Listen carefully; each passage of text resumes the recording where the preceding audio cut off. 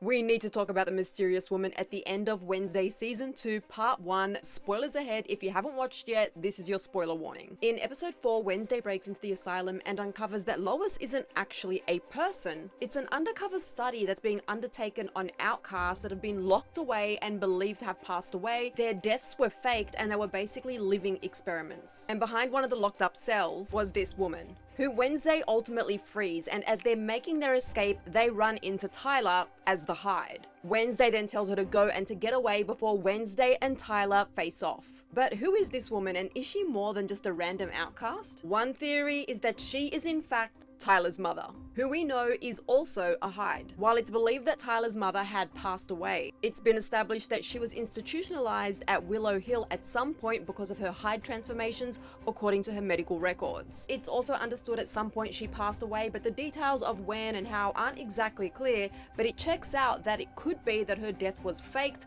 and that she's been locked away at Willow Hill with these Lois experiments. The door she was locked behind also said extreme caution, which seemed a little bit weird because she seemed to be like the least dangerous of the lot, but being a Hyde, her transformations can of course make her super dangerous. People on Reddit also support this theory, with some claiming that the credits for dubbed languages list someone in the credits called Francois, which is also the name of Tyler's mum. I haven't seen those credits myself, but that's what they're saying, and we know her name is Francois from season 1. The other theory is that this lady is in fact Morticia's sister Ophelia, Wednesday's aunt. We know that Ophelia was institutionalized at Willow Hill and disappeared around 20 years ago.